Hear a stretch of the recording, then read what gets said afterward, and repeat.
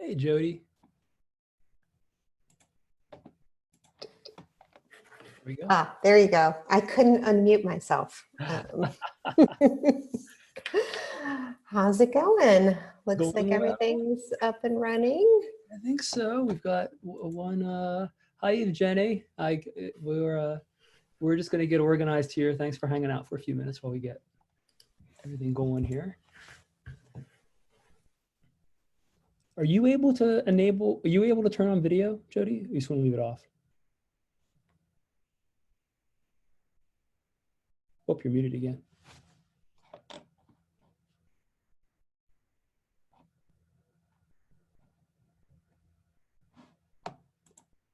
Oh, there we go. Wait. There we go. There we go. Okay. Tricky. Sorry, I muted myself there for a second, but if I do that, I cannot unmute myself. Yeah, it's kind of interesting that the interface for that is interesting. So I was just trying to chat to you real quick. Is my video running? I can't see it. Okay. Oh, there it is. Yes, there we go. You can't see me because I've got screen share going. Got it. We got a few folks joining us. Hello, everybody. Nice.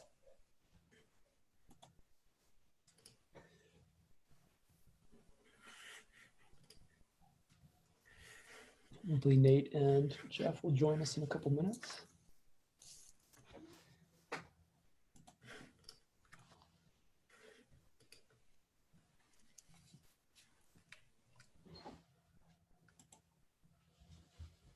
Oh, there's Nate.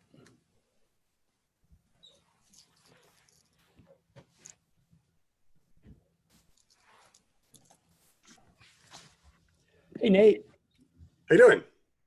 Doing well. How are you doing? Doing well. It's a beautiful day. Yes, it is. Hoping it stays this way. I haven't checked the weather, but I'm hoping it stays this way for a couple of weeks. We'll have to ask Jeff how it is in Barcelona. Barcelona. Yeah, it's where he's. That's why we're having this at noon. Jeff lives in Barcelona these days. Isn't this siesta time right now over there? I don't know, but I think we absolutely should ask him. I feel like there's probably some extra siestas happening these days out there. I suspect. Yeah, let's see.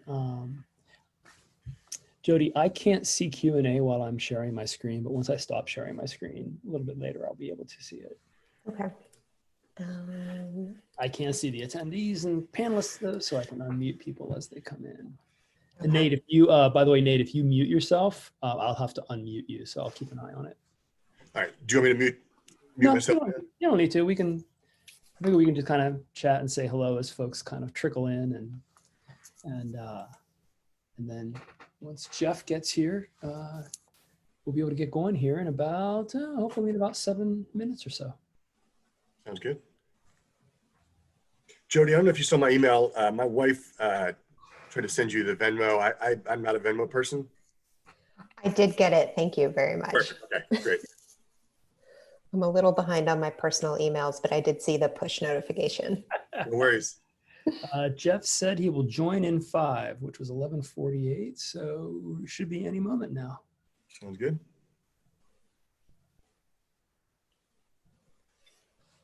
For those of you who are joining us as attendees, this is our very first webinar. And so you will hear a great deal of us figuring out all this interface stuff as we go. So bear with us. It'll be an adventure, I promise.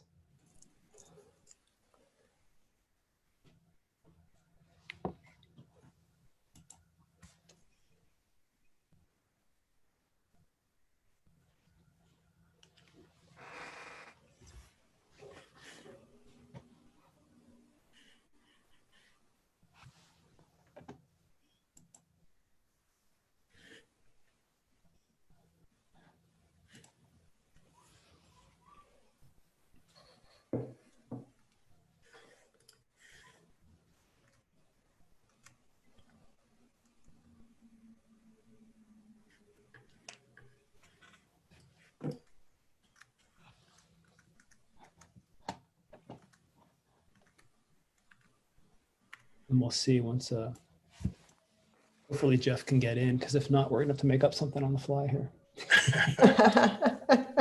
Impromptu speaking 101. I read the book, so I can do my best to summarize, but Oh, so you're better than me. I haven't had a chance to read his book yet. I'm still catching up. I listened to his book on Audible, so I guess that's That counts. that's reading, right? You could give us we could do a real-time review. You know, he could give us talk, and then, you know, here's Nate's review. Perfect. He's I read a lot better with my ears anyway. I'll mention this in a few. It comes out in June in print, and it's already in the top 100 career guides on Amazon. Wow. Nice. Yeah. Let's see if he's trying to email me.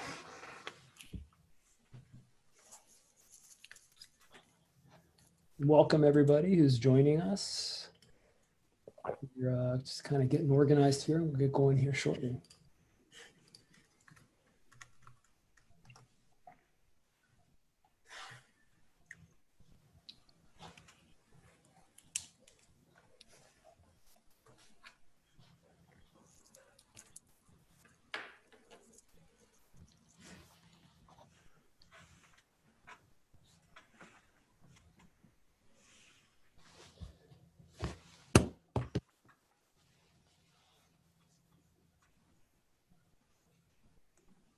What is that? What's your background, Jody? So this is one of the HBO backgrounds that this is from Sharp Objects, which is like a kind of dark mini series, I guess you'd call it, rather than it only had one series. Okay. Yeah. My office is fine. I just felt like this was something a little different. Yeah. I have a couple CNN backgrounds, and I also Nice. have an animated Matrix background, which is always entertaining for meetings. We've had a whole bunch of people do like the Inception, where they'll like I would take a screenshot of Nate right now, and then he would look like he's sitting next to me, or recording the one of them walking around the room, so that they're actually walking around. So yeah, we've had some pretty ridiculous ones at work. Keep it interesting. You got to get creative and keep ourselves entertained. Yep, definitely. And welcome to the new folks joining us. Jeff will be joining us shortly, and then we will get going. See some familiar faces in the list, which is great. Welcome to this month's event. We just barely snuck this one in under the wire.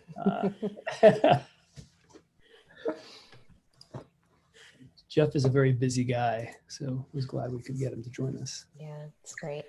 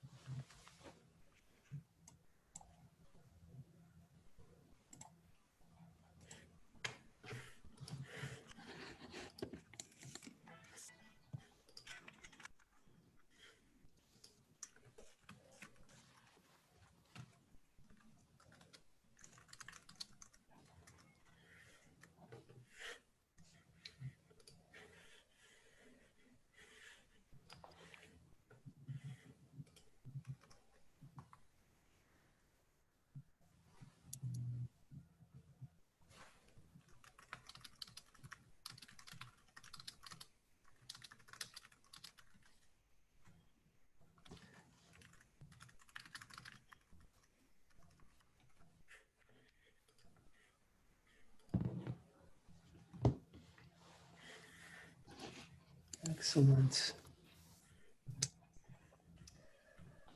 Jim, we just had a question come in as to whether this is being recorded. It looks like you've already started the recording. Yes, it is.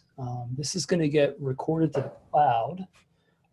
We will probably lop off all of our little introductory bits here at the beginning, and then post it to our YouTube channel, where you can find, we've got actually a fair number of videos there now these days from previous events.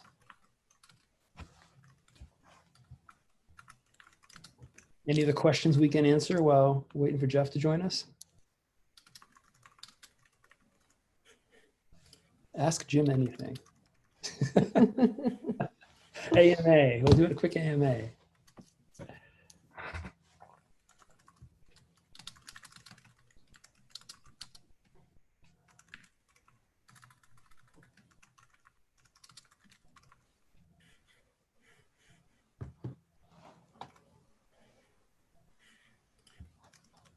We got 45 folks now, 48. Nice. Welcome, everybody. We are getting everybody set up here, and then we will kick things off in a few minutes. We're just waiting for our speaker to join us.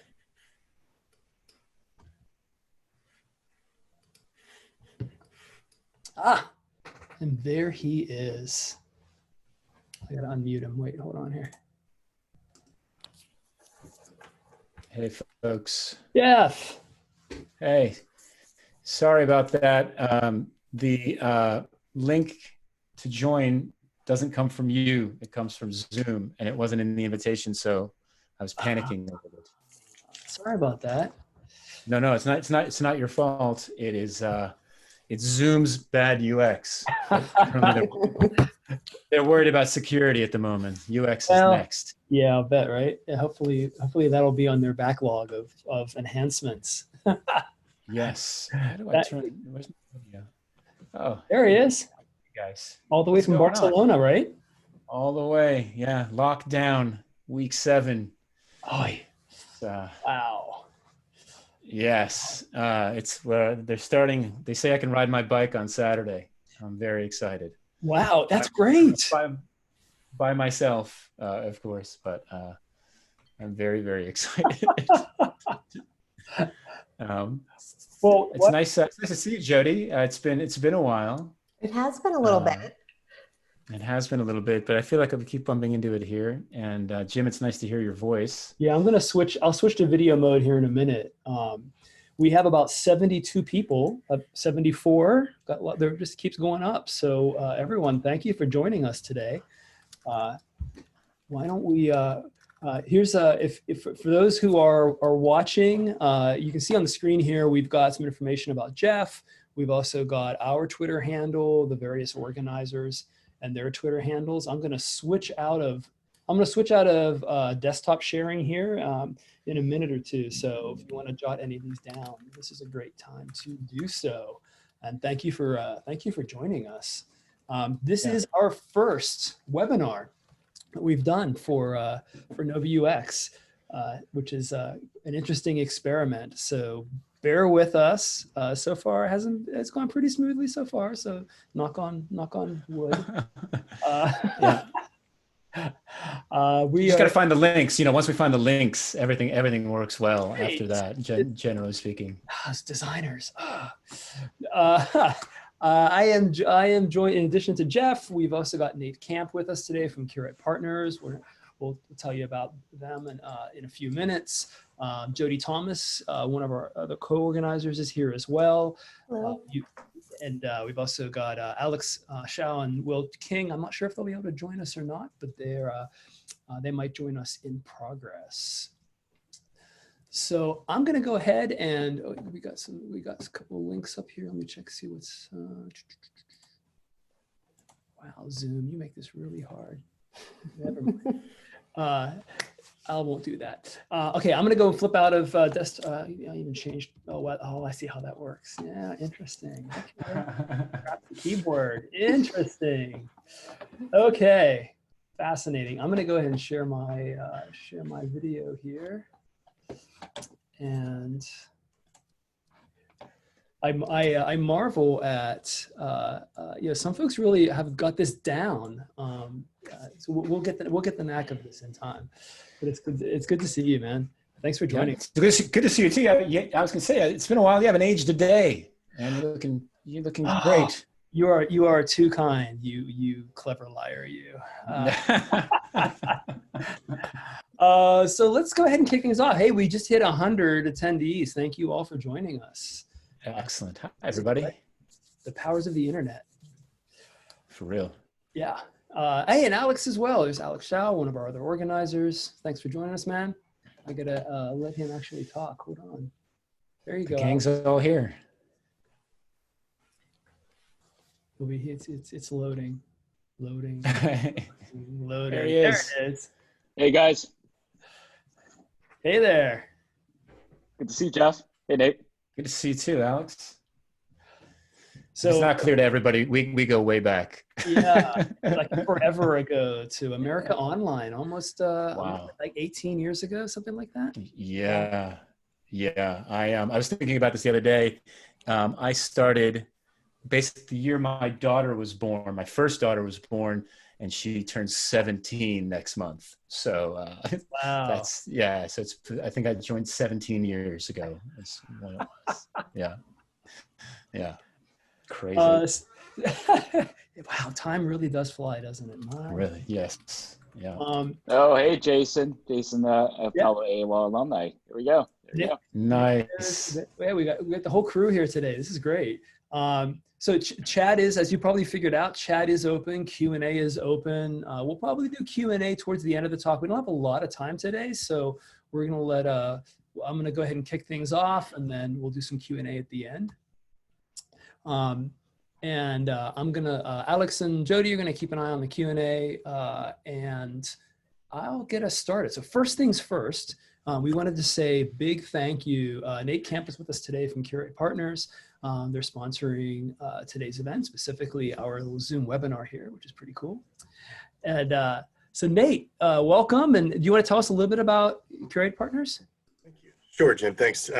So Curate is a boutique staffing and consulting agency specializing in helping organizations build and scale their digital and data teams. So we staff roles like UI, UX designers, product managers, agile coaches, scrum masters, and then on the data side, analysts, engineers, and scientists. Founded about 6 years ago in Boston.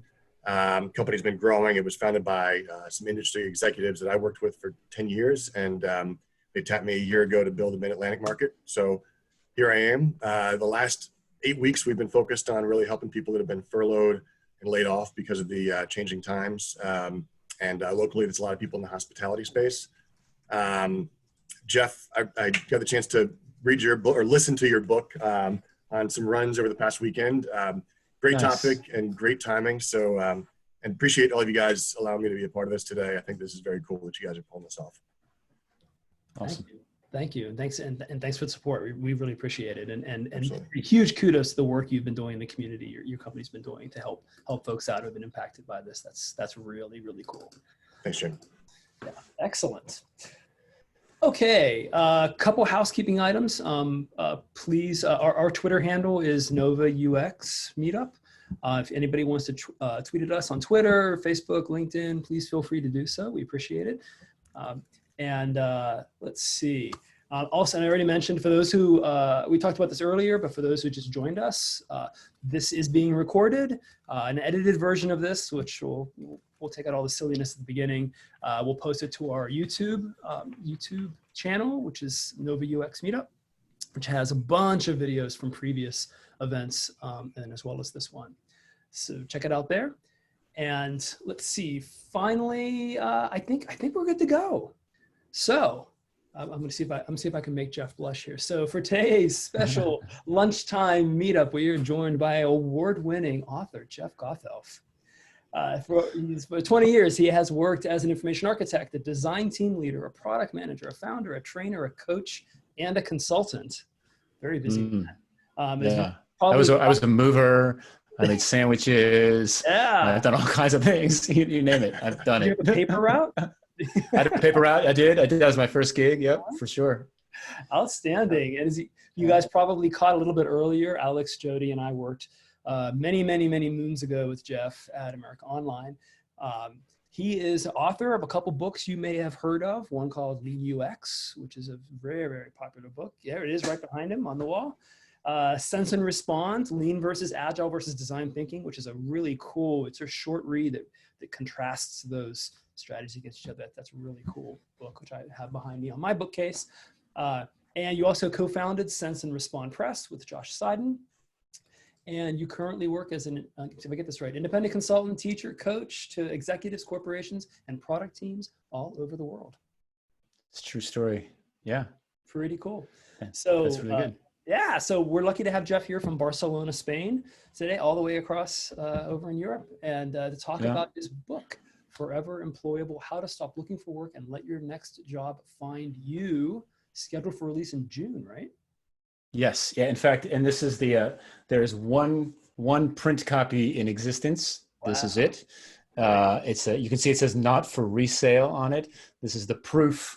And there were some tweaks I wanted to make. So I'm getting another proof hopefully this week. And yeah, looking for print and Kindle in June. As Nate mentioned, the audio sort of launched a little early because you don't get a whole lot of control over that with Audible. So it's if you like audiobooks, it's already out. Excellent. Yes. Excellent. And I put a link to the pre-order in the event. So if you go to Meetup to the event details, so that you grab a copy of the print, it's there as well. Yep. So Jeff, tell us all about your book and about you and all good things.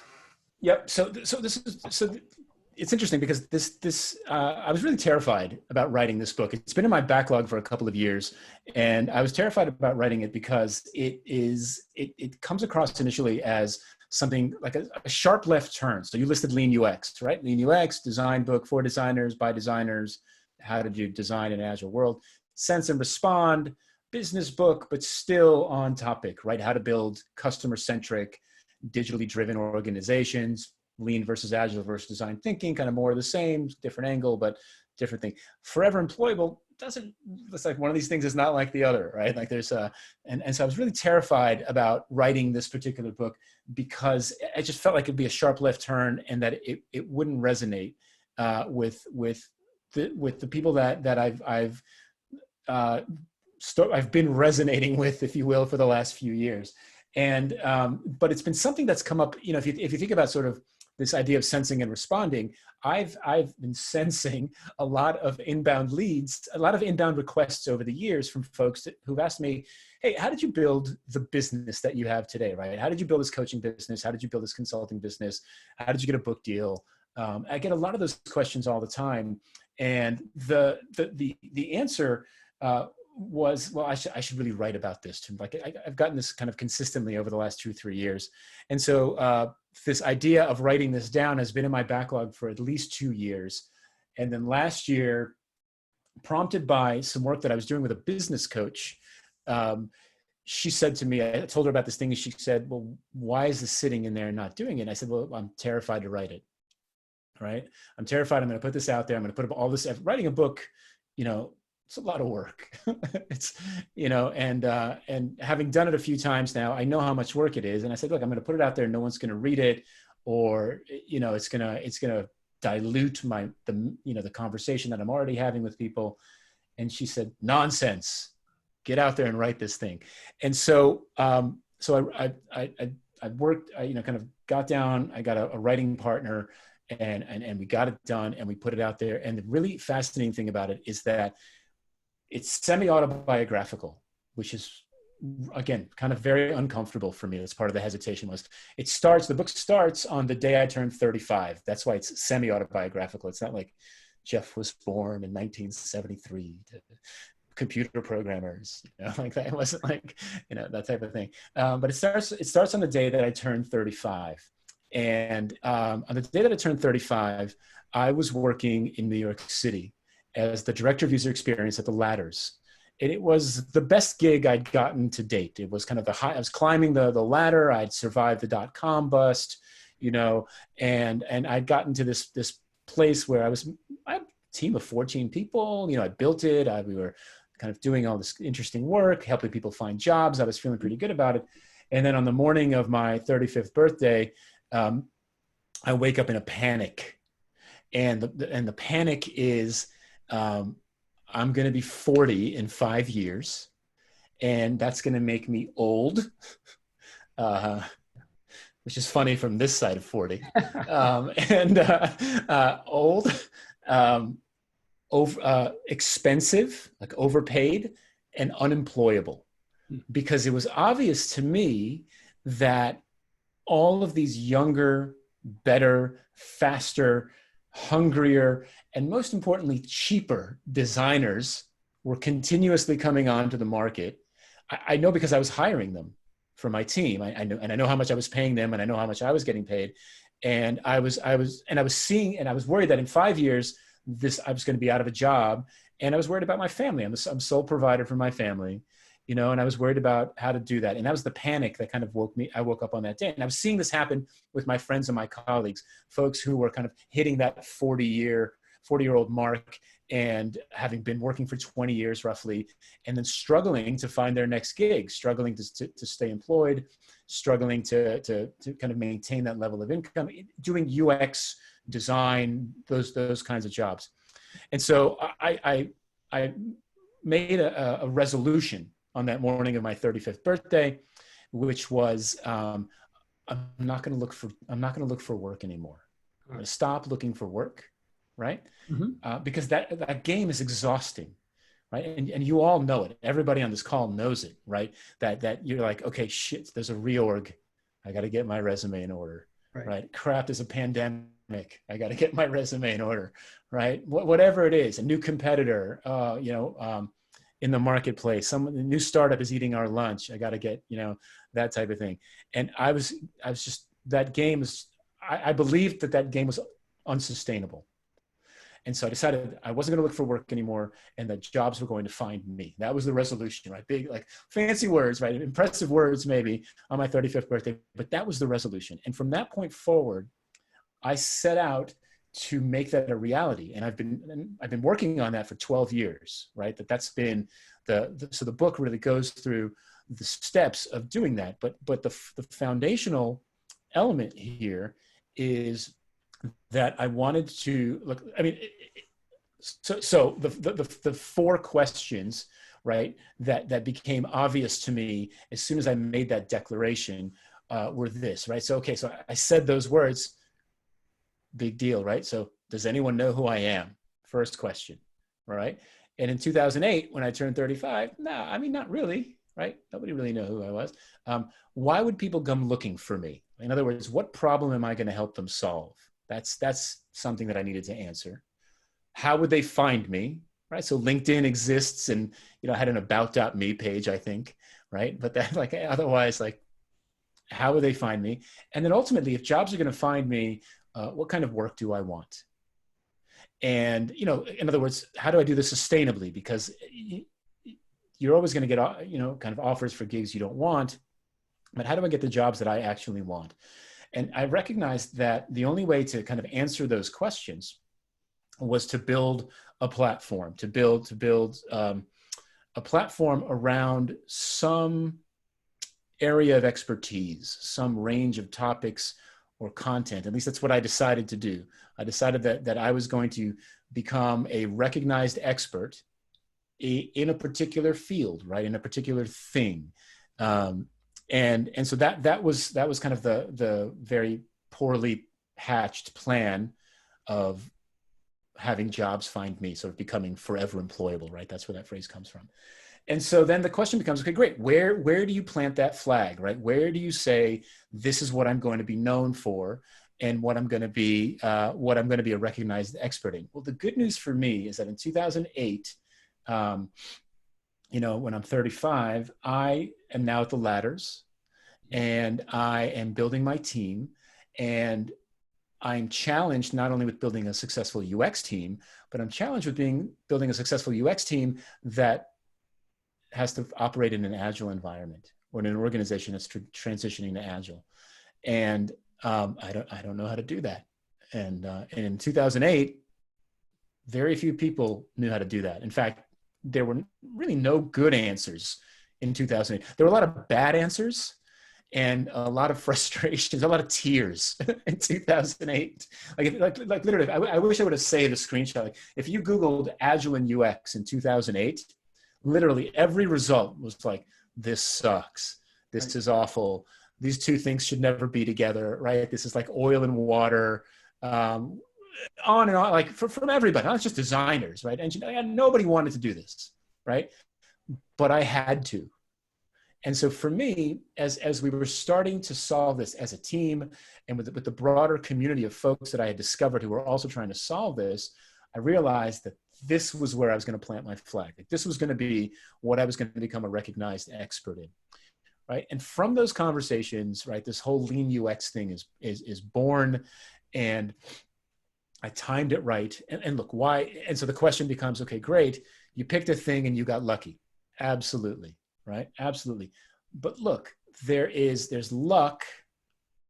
And then there's, preparing for opportunity, right? They say luck happens when opportunity meets preparation. Roughly, they say that someone says that, right? Someone said that.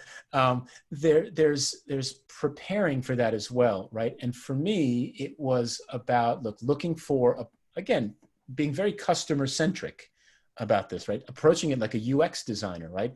Who's my target audience and what problem can I potentially solve for them, right? And the Agile and UX problem was the problem. And my target audience was everybody struggling with this, right? And so as I began, and we were actively working on solving for this, right? So as we began to solve this thing, I was telling my story. And the reason why that story resonated and the reason why the platform grew and led to the book and the talks and everything else is that, again, very, very customer-centric, kind of product-centric stuff. I was solving a real problem for real people, right?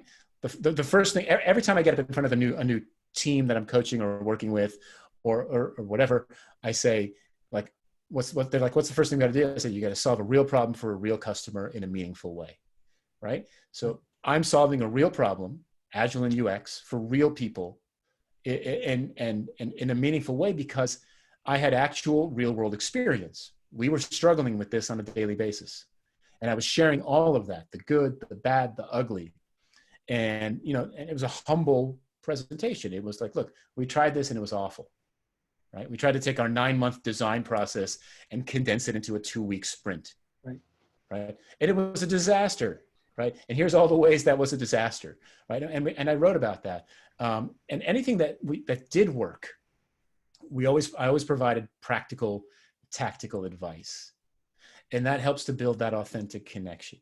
Mm-hmm. Right? And that starts to grow the platform, and that leads to talks, and that leads to the book, and that leads to kind of building this platform over time. And I think that what I've successfully done, right, is I've learned I've learned how to build any platform, and so that's what I'm sharing in the book. And I talk about the steps that I took to actually build the platform, and I've learned, kind of the patterns and the anti-patterns, and then I think most importantly, I talk about the skill sets that you need to kind of help build your own platform. And the skill sets, I mean, really they're universal skill sets. They're not necessarily UX specific. They're skill sets that'll help you succeed in any type of situation. So they're, it's storytelling, right? So get good at storytelling. Teaching, basically, that's what I do these days. And it's funny because if you would have asked me 20 years ago, 17 years ago when we met, right? Like, you see yourself as a teacher in 15 years? No, I don't know how to teach. I don't know anything about it.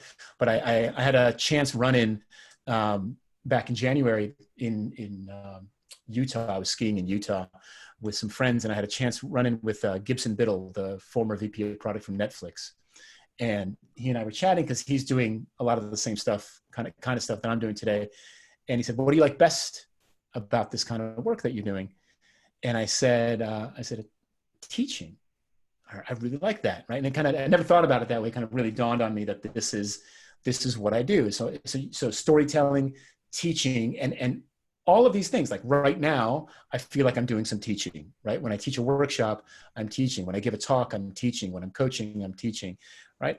And so that's another skill set. And then the last thing, that the last kind of chapter in the book, and then I'll kind of stop talking and let everybody react to all this stuff, is this concept, right? So if you're trying to build a platform and you're trying to get people to find you and to reach out to you and to kind of have the gigs find you, the most unintuitive thing that I learned over the years has been to give it all away, right? To just give it away, right? So 90%, 95% of everything I create is free, right? So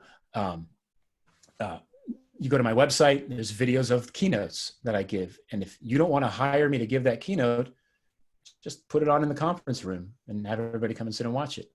Right. I do, if I've got a paying gig in a city, remember when we used to travel? That was fun. If I have a paying gig in a city, I'll often do a free meetup at night. Right. The blog is free. As much as I can, we put out there for free, because what I found is all of that stuff comes back to you, right? Hey, I saw you give that talk, or I watched your video, and I really want you to come in and give this talk at the company. I'll tell you, right, I mean, just perfect example, real life case study. My biggest client engagement right now is because I'm actually part of a kind of a consultant team. There's a small 4 or 5 person group that the person who initially won the gig, and it's a really big, it's kind of a big gig based in India. The guy who kind of is leading the team and he won the gig, he got the gig because the person who ended up hiring us saw a video of his on YouTube. Saw him give a talk at a conference on YouTube and said, I got to get this guy. And then he brought him in. He's like, well, I can't do all this by myself. I'm going to bring in these other folks to help me. And so the guy watched our videos and he's like, all right, bring these people in. Right. So giving it all away comes back and helps to build that platform. And those are the tools that I've used to build this business and to build the what I believe to be, and I hate speaking in absolutes, so this title always, like, again, kind of terrifies me a little bit, but is help me become sort of forever employable, the gigs finding me. So that's what the book is about, and that's the story, and there's a lot there to unpack. So I will stop talking for a second. I love how you approach it as a platform. You guys, designers, we think a lot about, how we look beyond this feature or this product and actually think about this as a system, as a platform. And I guess it's not surprising that that's the direction you kind of went with this, but we ourselves become the platform. So that's really, really neat. I guess first, for sure. Yes, Jody and Alex, do you guys have any questions? And then we'll maybe pop over and see if any of the participants have any questions they want to ask. Yeah, just a quick question, Jeff. For folks that are maybe newer coming into the fold, into this industry, we have some that joins NoVA UX almost on a weekly, and every event that I meet new people is coming into our field. What would be your suggestion to folks that are maybe just coming into the field as just trying to establish themselves?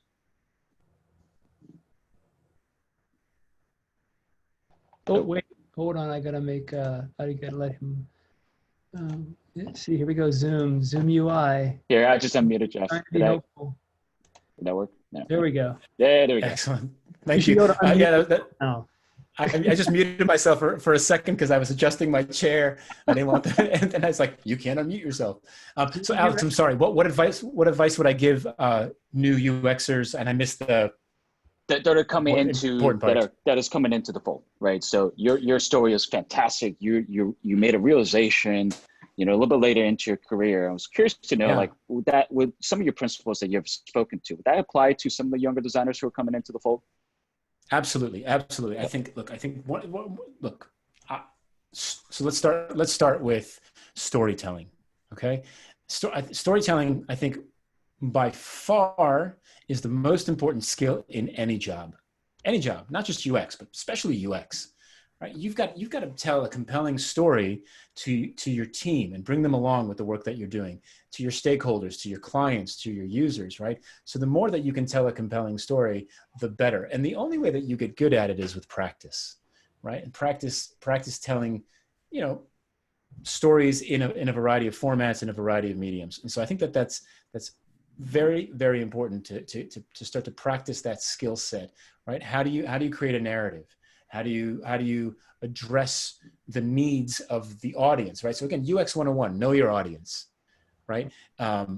When I'm speaking to a room full of designers, I use different language than when I'm speaking to a room full of executives, right? And so I think understanding how to tell stories and how to understand what your audience is trying to get out of that conversation is really, really important.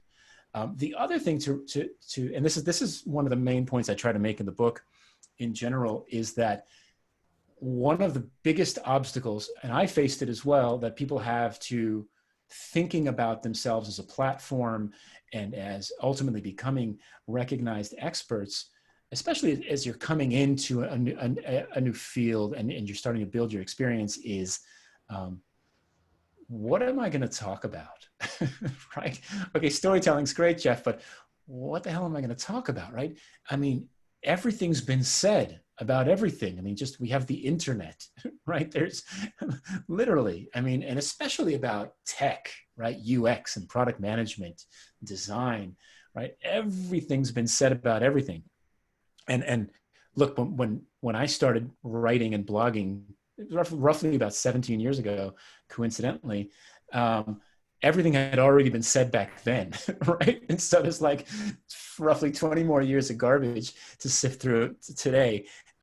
Here's the thing, right? And this is the thing that I think is, as you're coming into the practice, no one has your story, right? So while yes, there's a 1,000 pieces on which prototyping tool is the best, and there's 1,000 pieces on jobs to be done and personas and whatever, right? No one has your story. No one has your exact experience. No one has your path.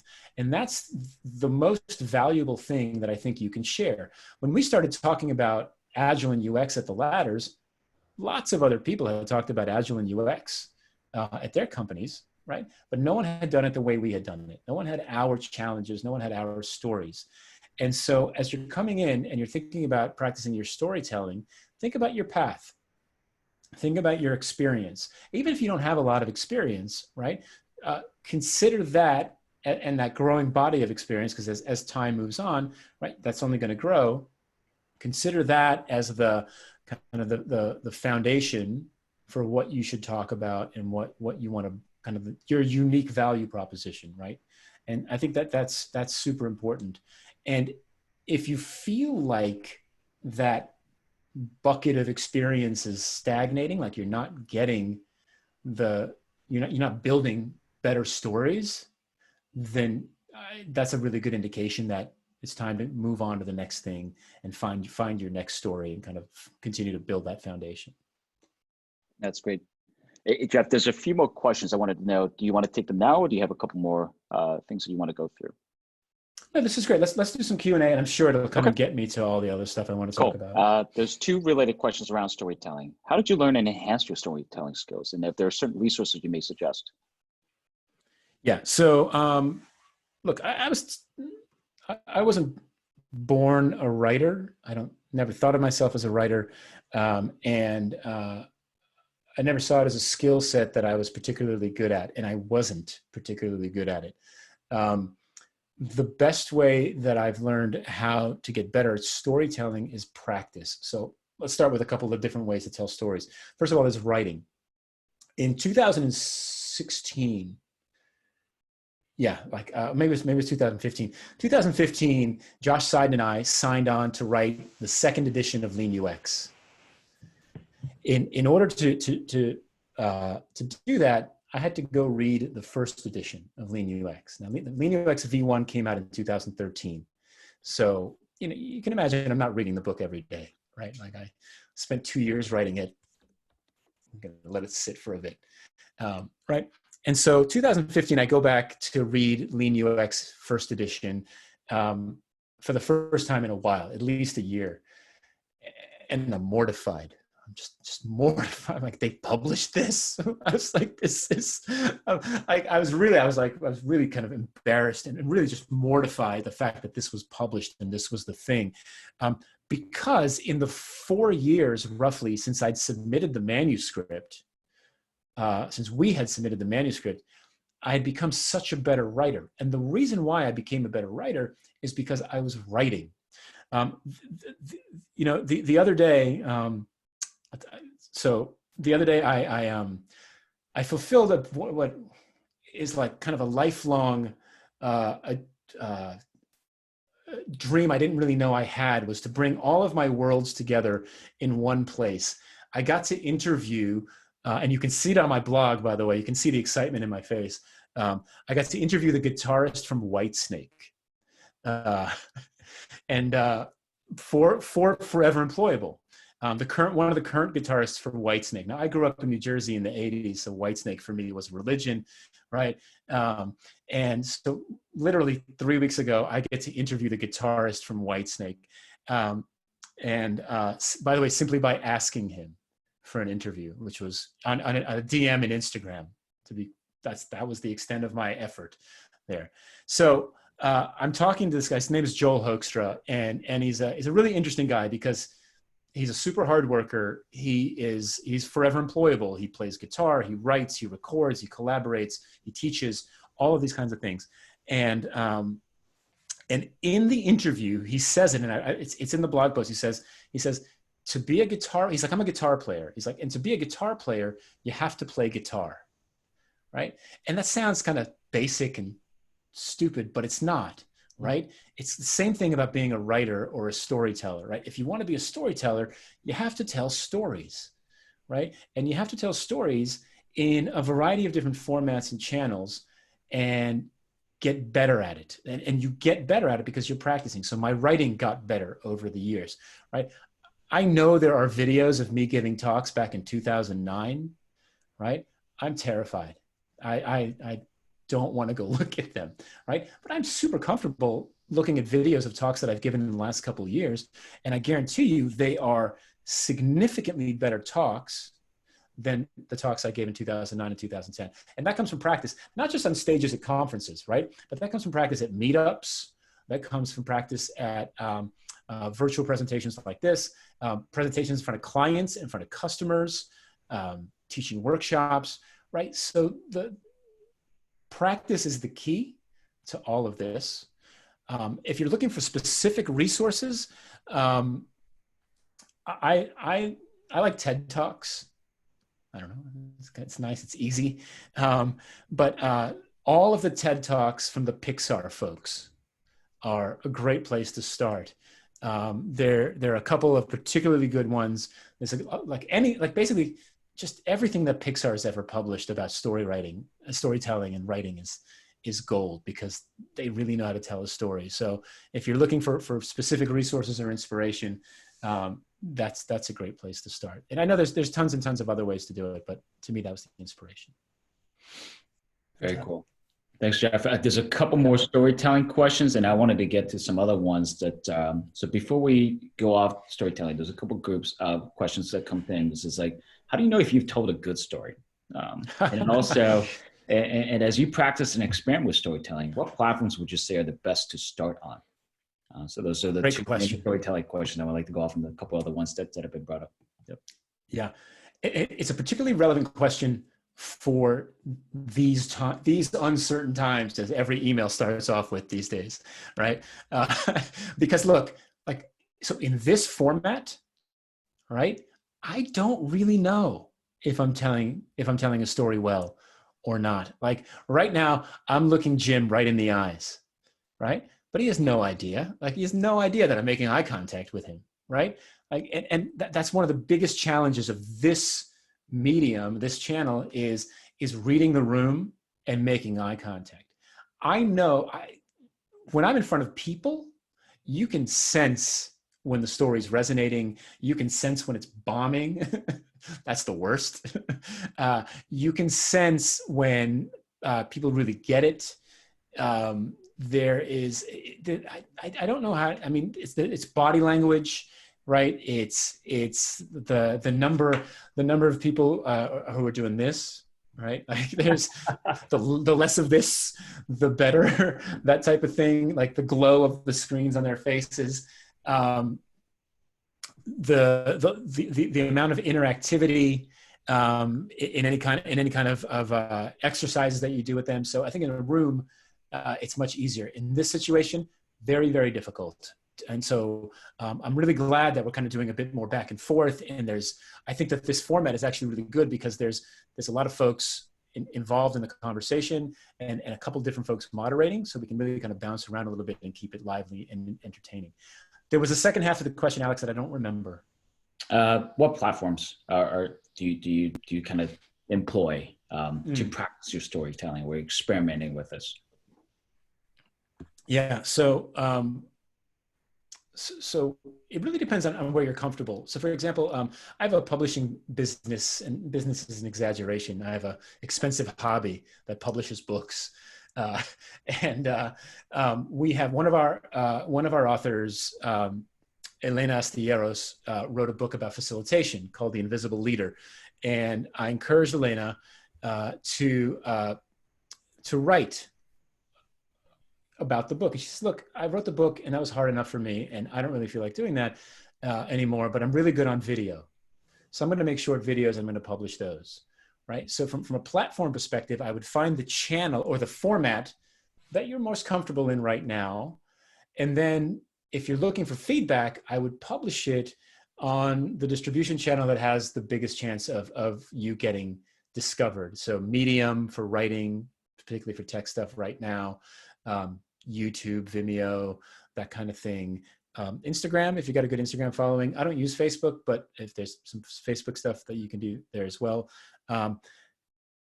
Ultimately, once you start to hone your voice and your approach and your tone, what I did, I'll just say, and I would recommend it ultimately, is bring your stuff in-house, bring it all under your own brand, your own website, so that it's all in one place. Because that way you control it, you own it.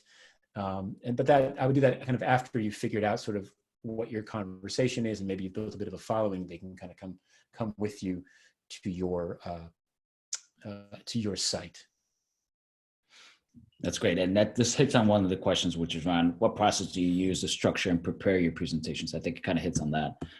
There's a couple softballs and there's a couple hard ones in here. You want the softball or the hard one? Let's take a softball first. All right. Curious, how did you end up living and working in Barcelona? How did I end up in Barcelona? Yeah. So all the stuff that I write and talk about, and Forever Employable talks about this too, about running experiments and testing your assumptions. I live my life this way, like this whole continuous learning, continuous improvement, experimentation. My wife and I for years have talked about living abroad. And we got to a point where this business and this career had begun to materialize. And I was I had a hypothesis that the success of this business was location agnostic. And that meant that we could move abroad. Cool, great. Problem is we couldn't agree on where to go, and we couldn't decide where to go. And so we had a hypothesis that living abroad would make us happier, better for the kids, more interesting, more travel, blah, blah, blah. And I could maintain a sustainable business with that as well. And we couldn't decide where to go. And so we ran experiments. We took the kids for a month every summer to a city, and we rented an Airbnb. And we lived in that Airbnb in a neighborhood in that city for a month in the summertime. So it was under ideal circumstances. Summertime, there's no school, there's very little work, the weather's supposed to be good, but we were living in a house, in a neighborhood, doing laundry, going to the coffee shop, buying groceries, dealing with mice in the building, living, albeit for a month, vacation kind of thing. And we did this over 4 years, so 1 month every 4 years. We ended up actually in 5 cities in 4 years. We split one of the months up between 2 cities. And Barcelona was the winner out of those 5 cities. That was as much de-risking as we could do. I mean, obviously research and speaking to some people and meeting some folks and looking at schools and meeting the expat community here. And then that's it. And then at some point, that's all you can do. You can de-risk it. To be fair, we decided to come here, and then we did this was 2016. We made the decision to go. The week between Christmas and New Year's, 2016, 2017, we came here, and it was like a last call, like speak now or forever hold your peace, because we're moving in July, right? And so and everybody thumbs up, and so we did it, and that's how we ended up here. So What were some and of it's the been other, great. sorry, Jim. what were some of the other cities? First year we divided between Sydney and Auckland. So kind of down under, very, very far away. Great places, very, very far away. We went to London. London was great. I'm a big fan. I love London, but I grew up outside of New York City, had a very New York City vibe to it, and they spoke English. So it was like, I don't know, not enough of a stretch. We did Barcelona. That was the fourth city. And the last city we did, we actually aimed for Amsterdam, but we couldn't find an Airbnb that we wanted and that fit our budget and our timeline. And so we ended up spending a month in Utrecht. Utrecht is just 20 minutes on the train outside of Amsterdam. It's like mini Amsterdam. It's like Amsterdam with 90% less crap, right? 90% less tourists, but still has everything, canals and pancakes, and Dutch pancakes. And so anyway, Utrecht was great. We really loved it, had a good experience there. And those were the 5 cities. And we ended up in Barcelona. It just has better weather, better food. Nice. So, yeah. Very cool. And Jeff, this kind of leads into that question. Maybe quickly unpack, how do you balance this with your full-time platform job and then also family that you're supporting? Yeah, it's really tough. I'll be honest. Before the pandemic, I for the last year or so, I've been actively working towards taking as much of my business online and remote as possible. It was becoming unsustainable, Alex. That's the truth. Is I was burning out. The work was cyclical.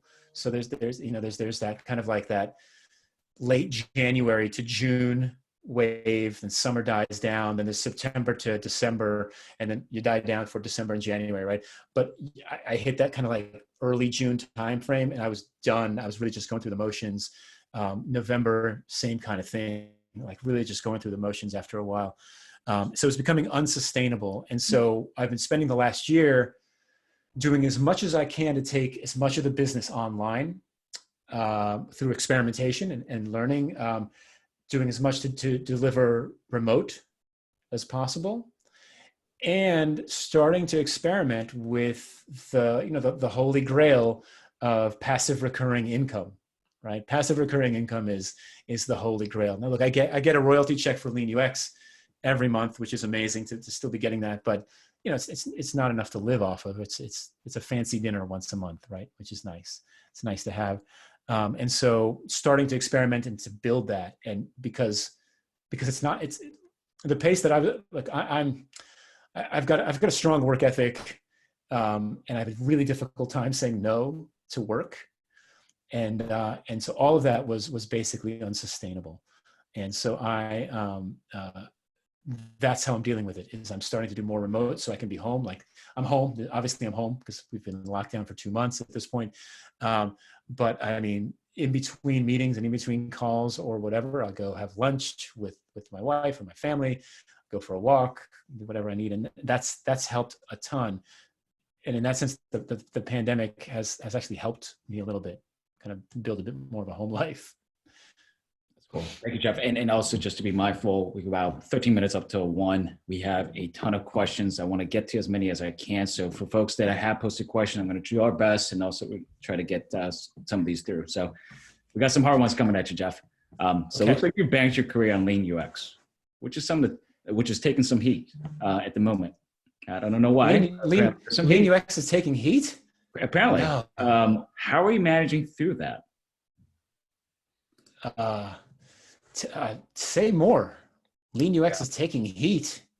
I think, unfortunately, I don't think our participants can speak to that. Okay. Let's put a pin on that. And maybe perhaps it's more around the executions of implementing the Lean UX in certain corporations. I'm paraphrasing. I'm trying to think about certain circumstances when that comes up. So let's put a pin on that. And certainly, Lee, as you asked this question, maybe you could add a couple more context to that. Let's get to the next one. So regarding putting your talks out to the world for free, I know some people feel that tactics is risky because you're giving away your secret sauce, which you have mentioned. Yeah. I found that it's not true, however, because the hard part is putting what you read into practice. Having said that, have you encountered many teams who have successfully and independently put your guidance into practice? If so, how do they do it? That was a long question. Can you ask it again? Because I started thinking about answers at the beginning. Can you ask it one more time, please? I'm sorry, Alex. Sure. It's more around like, have you encountered, maybe perhaps illustrate a couple successful case studies that have put your sort of guidance and consultation into practice, and how they successfully put your guidance into practice, and if so, how did they do it? Sure, absolutely. So I can give you kind of a very current one. So one of my current clients is a casual game maker, one of the biggest in the world.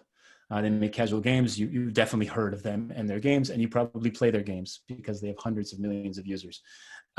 One of the interesting things is that they've been in business a long time, and that they are, the games are casual, but the business is not casual. The business is real, and there are monetization aspects to each one of these particular games. Now, after an extended period of time in the market, some of those techniques don't work as well anymore. And so one of the things that I've been doing is I've been working with this organization to help them think through, because the way they've always worked has been like, the scariest phrase in software development, what the scariest phrase in software development is? It's, what would be cool, right? That's the scariest phrase in software development, right? And that's generally how this organization has worked for a long time, right? Because somebody said like, what would be cool? And then they would build it and it kind of worked, right? And that process is failing more and more these days. And so what I'm helping them do is build a more structured approach that says, okay, we've got this challenge of the game has been in market for a long time. People are a bit exhausted by it. How do we refresh the experience in a way that re-engages our existing customers, brings in new players, and then monetizes in a new way that we haven't done in years past, right? That's the problem statement that we're solving. And what we've done is we've built a cross-functional team of data scientists, developers, marketers, researchers, and designers to help come up with experiments and hypotheses, to talk to customers, to build these learnings and to build these experiments, and then to incrementally evolve these ideas into real features in their games, and ultimately into the bigger aspects of the games as well. And so that's something that's happening right now, and that's moving forward really nicely. I'll give you another example, completely different example. I spent the better part of last year working with one of the biggest telcos in Germany, right? Now, telcos are really interesting is because they're a commodity in most marketplaces, and certainly Germany is no exception. And they compete fiercely, primarily with feature parity, right? They've got this type of connectivity in this plan. We've got this connectivity in this plan. They've got the iPhone. We've got the iPhone, right? It's very, very much like that. And so one of the things that we worked with, I'll give you a very specific example from that is marketing is a massive part of their acquisition. So not just branding, but actual direct marketing. GDPR, familiar with GDPR? Yes, just make it right. GDPR killed their permissible marketing list from something like over 50% of their customers to less than 10%. Killed it, right? Which meant their acquisition was tanking. So we built, I worked with their executive team and with the marketing team to put in a series of design-based experiments to help help their customers understand why opting into marketing is beneficial for them, and then following that up with actual marketing that was actually beneficial, right? Not just saying, hey, you should sign up for marketing because it'll be awesome, and then like spamming them, but actually following through. And the goal, right? The goal, we talk about outcomes over outputs, right? The goal wasn't just get people, it was get people to allow us to market to them, and then get those people to convert at a higher rate, right? Those were our goals, right? Those were the outcomes that we were looking for. And that's the kind of stuff that I do on a regular basis. But, and the challenge is with all of this stuff is that most companies don't speak about it publicly, right? And so that is that's a big deal. And it's hard to tell these stories. You have to share the stories like big German telco, big casual game maker, right? And that kind of thing, and anonymize it. That's cool. Thank you. But and back to the hard one. Not that this wasn't hard. So back to the Lean UX taking some heat. So I got some clarification. Yeah. So thank you, Lee. Perhaps it's not being viewed as UX at all. To unpack this some more, a number of UX practitioners and leaders on any given day of the week are saying that Lean UX bypasses the true practice of research and perhaps relying on internal stakeholder insights versus user research, perhaps. So maybe, wow. Yeah, just curious to know and get your thoughts on that. Absolutely. I feel like that's not what it says in the book at all. That's my perception. Now, look, I mean, basically what I believe the Lean UX process to be is research, right? Now, is it traditional longitudinal, research by PhD candidate researchers? No, it's not, right? It doesn't mean they can't participate in it, but yes, in fact, like this casual gaming company that I'm working with, one of my main clients there is a researcher, like a traditional PhD research, literal PhD researcher, right? And this has been a really interesting experience because we're breaking down the rigor of longitudinal research because we don't have the luxury of time to do that work given the pace of change in tech-driven culture, markets, and economies, right? But I very, very passionately believe that the whole Lean UX process is research. It's about research. It's product discovery, right? One of the things, I mean, I'll tell you, one of the titles that we teach Lean UX under is product discovery for agile teams. And part of that is it's a legal reason. O'Reilly owns Lean UX. And so it's hard for me to use Lean UX in all the commercial capacities, right? So the online course that I teach is called Product Discovery for Agile Teams. Product discovery is research, right? And why is it research, right? In Lean UX, we advocate for managing to outcomes rather than output, right? Output says, make me an app, make sure it has these 7 features and get it done by Friday, right? That's the traditional way of making stuff, manufacturing, right? Managing the outcomes says, hey, listen, no one is buying anything through our mobile app. And so we really need to increase mobile commerce by 25%, right? The fundamental difference there is that when you give a team an outcome to achieve, you don't tell them what to build, right? So if I tell you go increase mobile commerce by 25% and you're leading a team, right? You now have to go do product discovery, AKA research, to identify the best combination of code, copy, design, value proposition, business model that will increase mobile commerce by 25%. The only way you're going to do that is through experimentation, continuous learning, continuous improvement, agility, design, research, customer interviews, prototyping, blah, blah, blah, blah, blah. And that's everything we talk about in that book. That's the fundamental premise in that book, is that to be customer-centric, we want to positively impact the behavior of our customers and use that as the measure of our success.